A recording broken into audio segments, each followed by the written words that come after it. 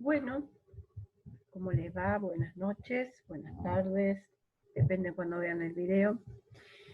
Bueno, en esta clase vamos a retomar algunos conceptos para tratar de comprender, por un lado, eh, la segunda tópica planteada por Freud.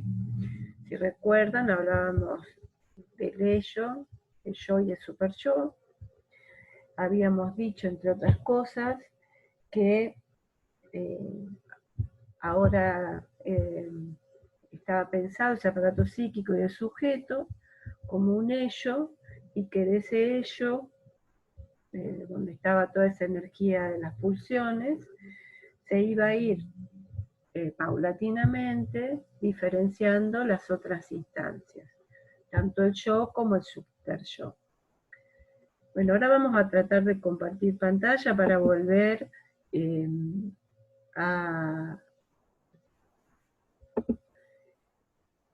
así volvemos al PowerPoint que estábamos trabajando. Si ustedes recuerdan, ¿sí? Vamos a ver si lleva un poquito. Aquí estamos, entonces, esta es la pantalla que vamos a compartir. Volvamos un poquito, entonces, decíamos que el ello, ¿no?, era la suma de todo lo psíquico, que apenas el yo era una diferenciación del ello, que ese ello era desconocido e inconsciente, que había contenidos reprimidos que eran parte del ello, que las resistencias precisamente eran las que hacían que esto se mantenga precisamente separado y separado del yo, y esas resistencias eran esa barrera entonces que se iba a interponer precisamente para que esos contenidos reprimidos no aparezcan. Pero entre los contenidos del ello no solamente van a estar esas representaciones inconscientes reprimidos, sino que también iba a haber otros contenidos, ¿sí?, que habían sufrido el proceso de la represión primaria, que eran contenidos que habían sido adquiridos a través de la herencia de la especie. Bien. A ver, vamos a ver si llego acá. Bien. Perfecto. Lo que nos interesa ver entonces y poder profundizar cómo era la formación del super yo les decía, ¿no? El super yo que tiene que ver con esa conciencia moral, que es juez, es censor, ¿sí? También en el super yo van a estar todos esos ideales, o sea, aquello a lo cual aspiramos.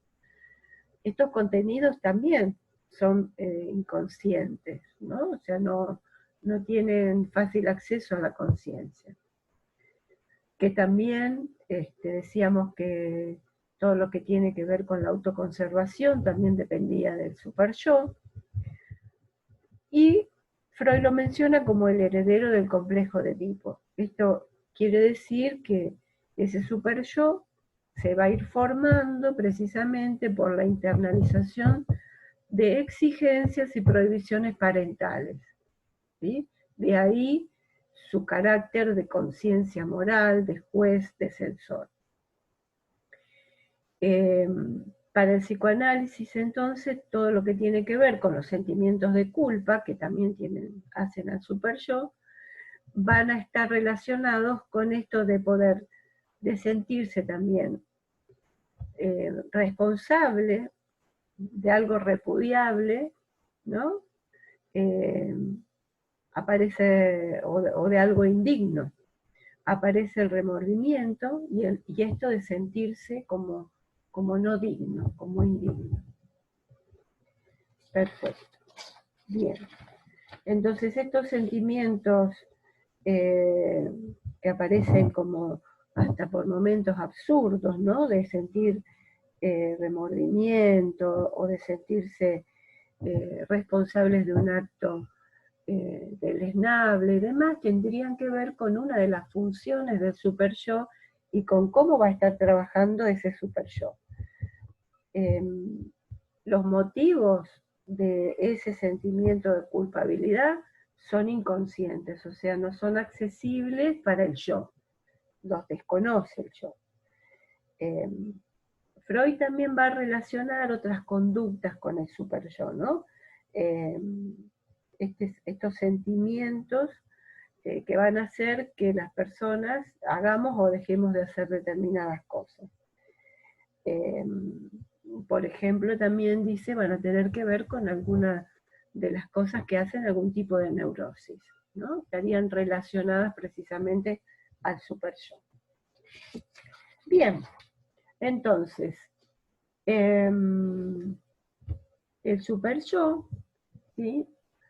También sería entonces una diferenciación, al igual que el yo, una diferenciación del ello. Y surgiría en un determinado momento de la vida, tendría que ver con esto que decíamos de la formación de los ideales. Esto lo lleva a Freud, ¿no? a poder profundizar, cuando profundiza en la formación del super yo, en todas esas identificaciones que surgirían en un determinado momento, especialmente de la vida de los sujetos, y en la cual se formarían esos ideales y esas prohibiciones. Esas prohibiciones y esos ideales, que decíamos, tienen que ver con la interiorización de exigencias y de prohibiciones, hacen a todo el devenir del complejo de Edipo, que acordémonos, para Freud eran inconscientes, ¿no? Y eran universales. Bien. Para ahondar sobre esto, antes me gustaría, para empezar a meternos en el complejo de Edipo y cómo se forman precisamente esas identificaciones y demás, aclarar y revisar algunos conceptos. Recordar que cuando hablamos de la libido tenía que ver precisamente con la energía de las pulsiones sexuales, que esto también Freud lo mantuvo siempre, a pesar que otros discípulos, como por ejemplo Jung, no le otorgaba a la libido solamente el carácter de pulsión sexual. Pero para Freud sí. Otra idea importante que tenemos que tener es esta, de que la libido va a sufrir a lo largo de la vida todo un proceso de evolución. O sea, va a ir de algo más simple y parcial, ¿sí?, en los primeros años de vida, hasta ir integrándose posteriormente. Esta libido, o sea, esta pulsión sexual, está presente desde los inicios de la vida, o sea, a partir del nacimiento tendríamos las primeras manifestaciones de la pulsión sexual. Es importante que entendamos que la pulsión sexual puede cambiar de meta, ¿no? O sea, la meta tiene que ver con la búsqueda de la descarga, ¿no? O de la satisfacción a través de la descarga.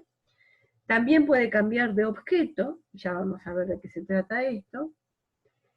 Y para reafirmar que cuando hablamos de libido estamos hablando de la energía sexual que es experimentada a nivel de lo psíquico, ¿no? Y que es diferente a la excitación somática. Sería la consecuencia de determinada excitación que puede aparecer en una parte del cuerpo, y vamos a ver cómo es esto, pero tiene que ver con esa energía sexual y cómo se experimenta a nivel de lo psicológico, de lo psíquico.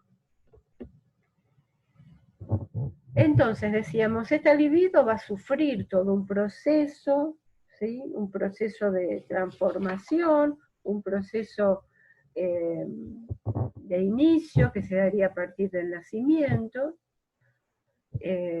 y ese proceso, ¿sí?, se va a caracterizar porque en cada etapa, en cada fase de desarrollo de la libido, va a haber una zona erógena, ¿sí?, o sea, una parte del cuerpo que va a tener un predominio, y además va a haber un modo de relación de objeto en cada una de estas fases o etapas de evolución de la libido. La zona erógena, hablamos acá de toda región, sea piel, mucosa, que es susceptible de excitación sexual. O sea, toda región corporal, ¿sí?, susceptible de una excitación sexual. Por eso decimos piel, mucosa, distintas partes del cuerpo. Freud habla de relación de objeto, y esto tiene que ver con cómo va a caracterizar en cada momento de estas fases el modo de relación del sujeto con el mundo. Esto va a ser diferente en cada una de las fases.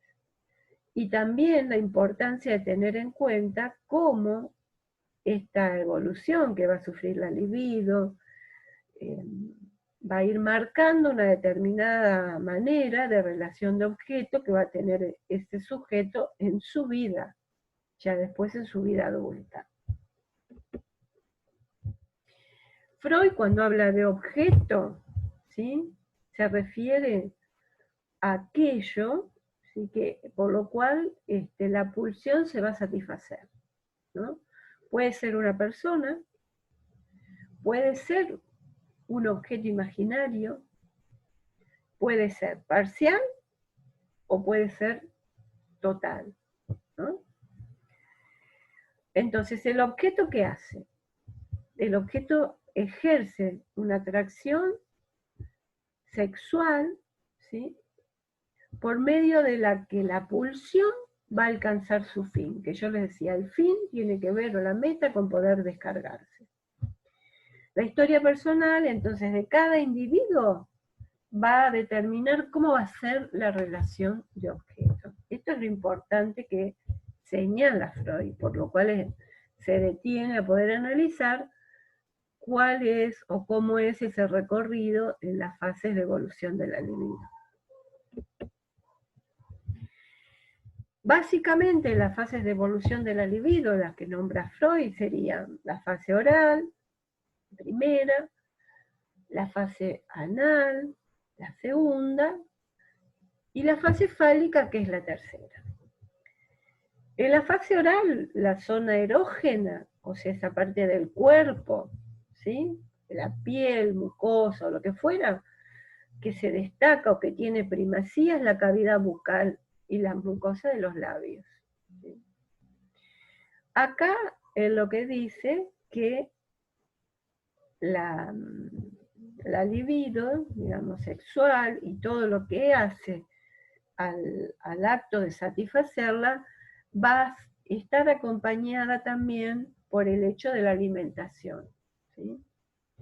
Entonces dice, la pulsión sexual se satisface en apoyo a la alimentación. ¿Por qué?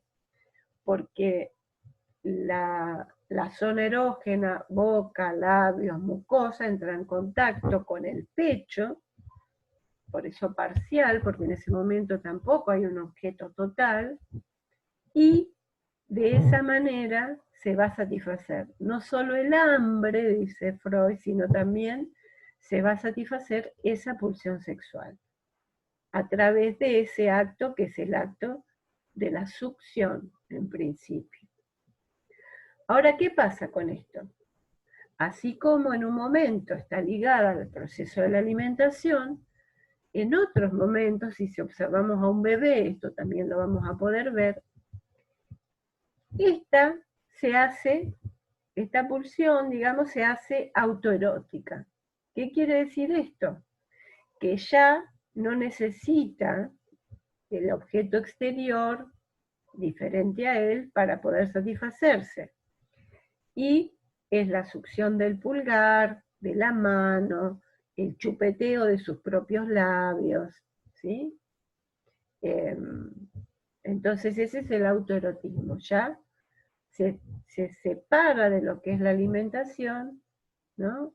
Y se satisface a través de la succión de una parte de su cuerpo, también el pulgar de la mano, pero cuando uno deja a un bebé, a medida que va creciendo, se puede chupar un pie, porque tienen esa posibilidad en ese momento de la vida, o todo lo que está alrededor, que puede ser también un objeto, también lo chupa. Entonces ya no tiene que ver con la alimentación, es como que se liberó en ese momento, ¿no?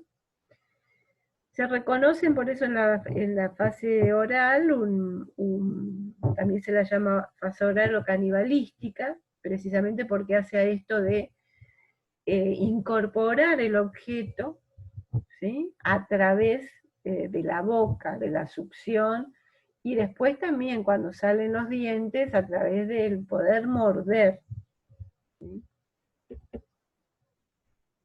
Esa entonces es la primera fase de evolución de la libido. Pensemos que es hasta aproximadamente los 2, los 4 años, donde aparece esta segunda fase, que es la fase anal. Lo cual no quiere decir que desaparezca la cuestión oral. Por eso dice Freud, predomina otra zona erógena. La zona erógena que va a predominar es la zona anal, ¿no? O sea, todo lo que tiene que ver con el esfínter anal y la mucosa anal. Entonces, ¿qué es lo que pasa?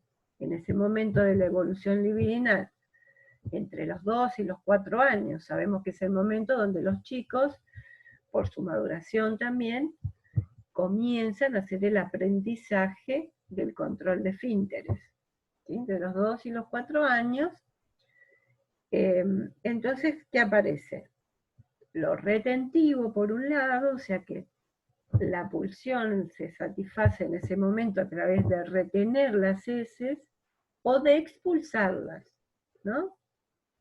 Freud dice que acá es la primera vez que aparece una cuestión que tiene que ver con el camino a la actividad o la pasividad. La pasividad que tendría que ver con lo retentivo y lo activo que tendría que ver con lo expulsivo, ¿sí? También Freud va a ligar simbólicamente las heces, o sea, la caca, con, simbólicamente, ¿no?, con la idea de regalo, dinero, y piensen ustedes cómo en el lenguaje popular no está esto de simbólicamente llamar a la caca, a las heces, regalito, ¿sí? Me hizo un regalito cuando el bebé se hace caca, cuando los niños se hacen caca, ¿no? Y también ligada a la cosa de lo retentivo y lo avaro, ¿sí? Bueno, estas cosas tienen digamos, en el lenguaje popular, tienen esa ligazón, ¿no? Incluso, a veces los chicos, en ese momento, en esa etapa de evolución de la libido, también suelen con esto de retener o expulsar, ver de qué manera, ¿sí?, pueden ser más activos o más pasivos y cómo esto lo manejan de alguna manera, ¿sí? Lo manejan, o a veces se esconden para hacer caca, ¿sí? También a la mayoría de los adultos nos da asco, pero los chicos, si uno no está atento, también pueden manipularla, ¿no? El placer de manipular las heces, que después se aparece en la vida en esto de poder trabajar con las manos, la arcilla, la masa, ¿sí?, que tanto les apasiona a los niños también, y a los adultos, obvio. La tercera fase es la fase fálica, y acá dice Freud, hay como una primera unificación de las pulsiones parciales en torno a los órganos genitales, ¿sí? Y Y como Freud dice que no hay un reconocimiento de las diferencias anatómicas en ese momento de la vida de los niños. Y que lo que ocurre, ¿sí?, es que lo que se reconoce como órgano es el órgano masculino, o sea, el pene. Y en la niña, al no tener pene, aparece la envidia del pene, dice Freud, ¿sí?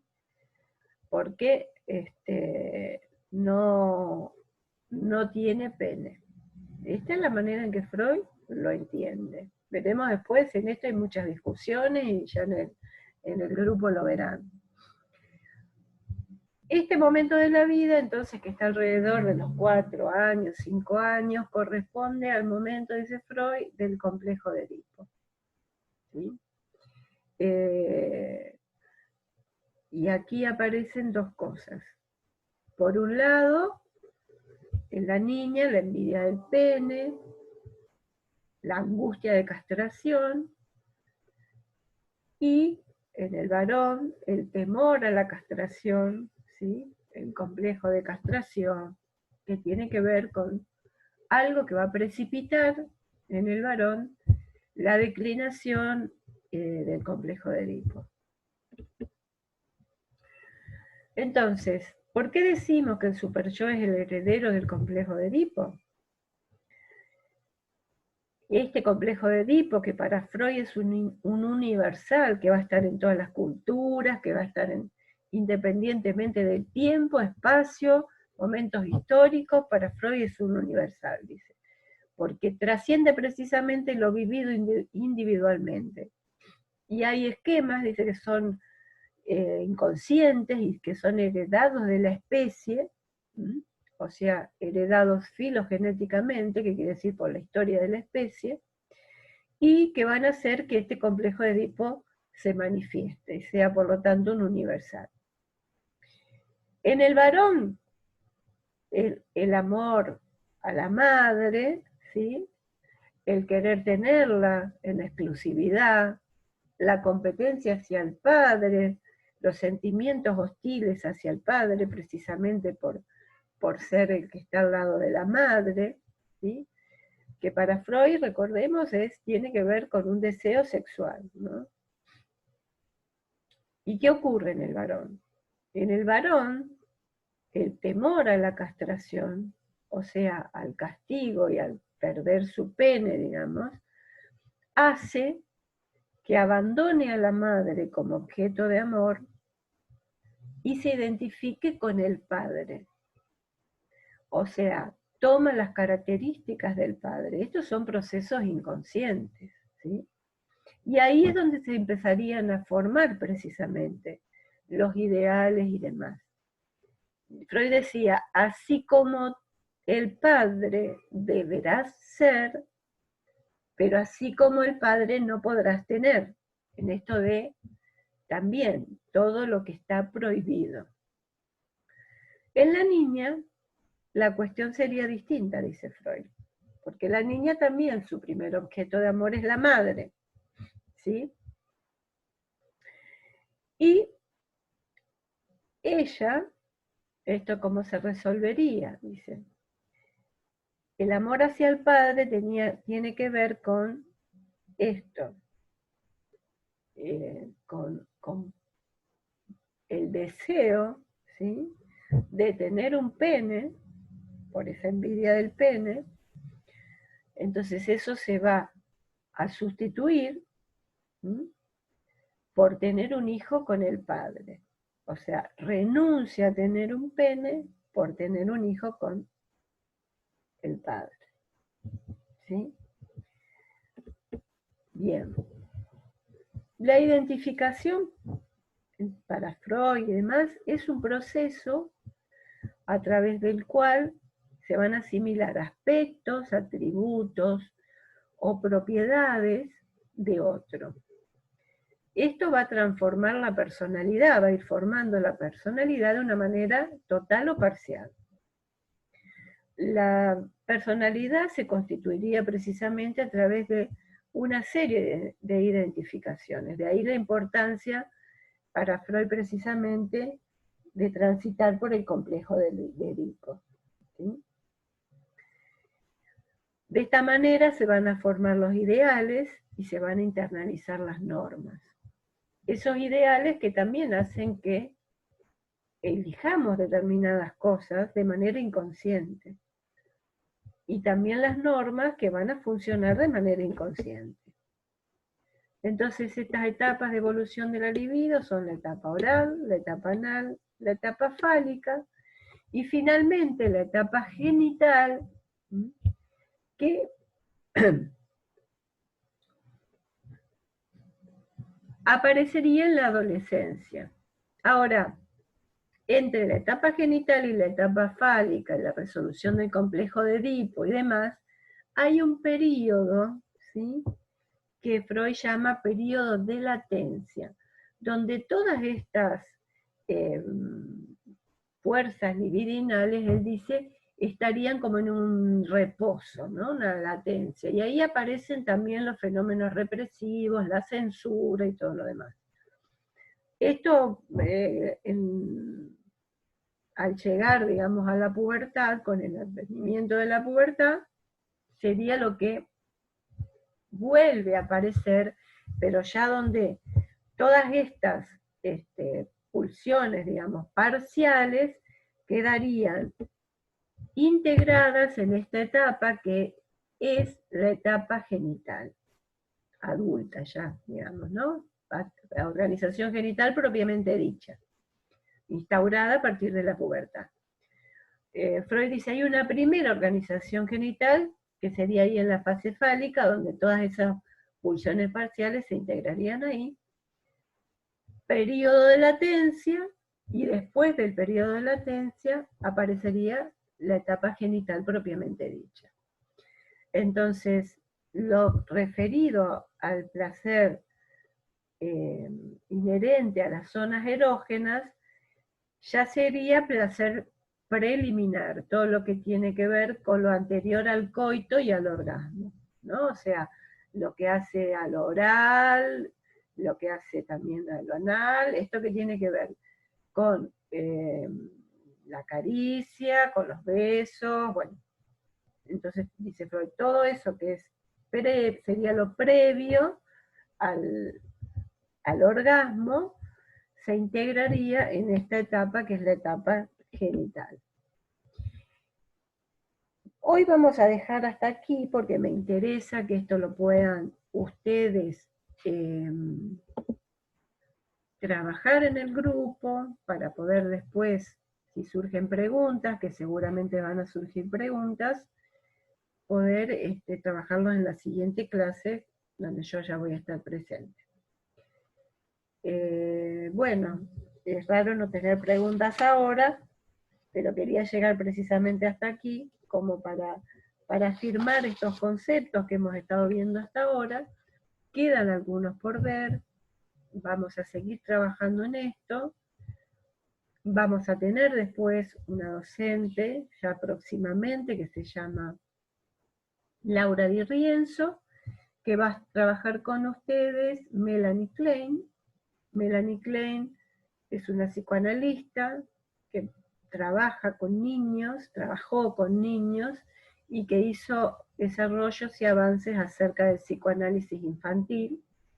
Entonces hay algunos conceptos que retoma de Freud, modifica, profundiza en algunas cuestiones, y es importante conocer también a esta autora, a Melanie Klein, porque Villon Rivière en su formación tiene mucho de kleiniano, o sea, hay muchos conceptos y muchos aportes de Melanie Klein que también le sirvieron para poder formular la psicología social y para hacer también esa crítica y ahí seguir avanzando en este proceso de conocimiento. Así que bueno, yo los dejaría por acá y nos estaríamos viendo próximamente. Gracias por la escucha y espero las preguntas a través de ustedes, que las puedan trabajar y formular. Nos vemos. Un beso a todos.